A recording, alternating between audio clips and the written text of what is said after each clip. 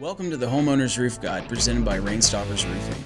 If you're a homeowner and you've ever wondered things like, do I really need a new roof? How long should shingles last? Or how do I know if a contractor is trustworthy? Then you're in the right place. On this show, we answer the most common roofing questions homeowners have and give you the honest, straightforward information you need to make the best decision for your home. No sales pitches, just real answers from people who work on roofs every day. Let's dive in.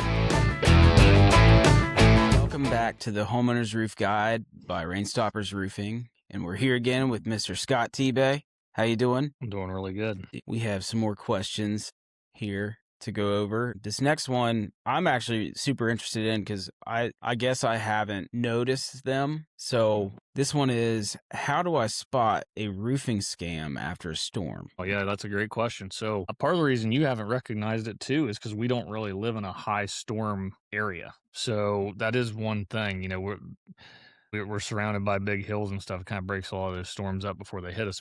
The weather patterns are changing.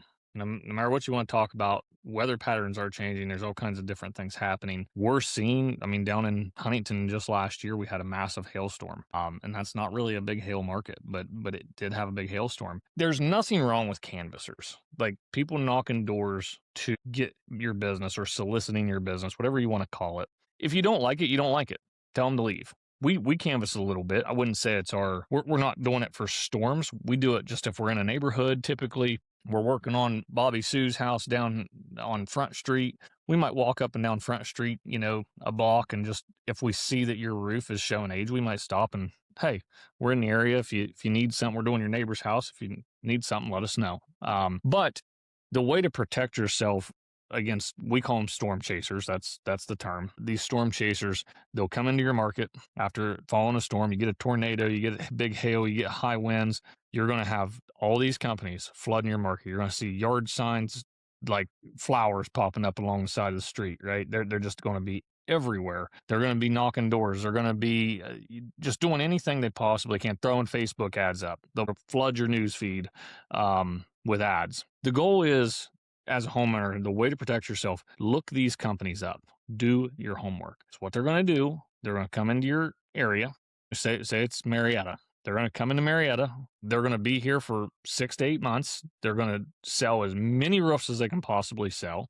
And then they're going to go back to Colorado or back to Florida or back to Oklahoma, where they call home base. And they're never coming back. So if you've got an issue 8 months down the road, a year down the road, 16 months down, they're never coming back. Like, you need to understand that. They're not going to come back from Oklahoma City to make a repair on your roof that you paid for in full. That's just not going to happen. We know how to work with insurance companies. It's not really a pitch that we put on people because that's just not our MO. We just want to sell to you and work with you as the homeowner. We don't really want to work with your insurance company, but we know the right steps to take to get that done and get that approved through insurance. And most roofing contractors do, local or not. But you want to do your research and make sure it's somebody that has an office near you, has people that live in your communities or serve your communities year round, every year, nonstop. Because, for instance, here in Marietta, here in Morgantown, here in Charleston, wherever we're at, you can go to Google. Our address is on there.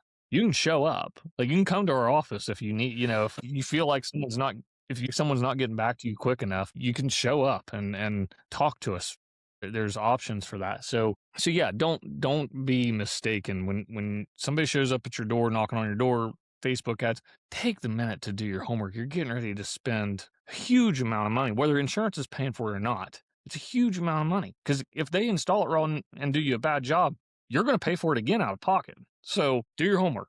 Go to Google. Yes, they're out of a state, 10 states away. They don't even have an office remotely close. Probably not the best idea to hire those people. They're going to up and leave, and they're never coming back.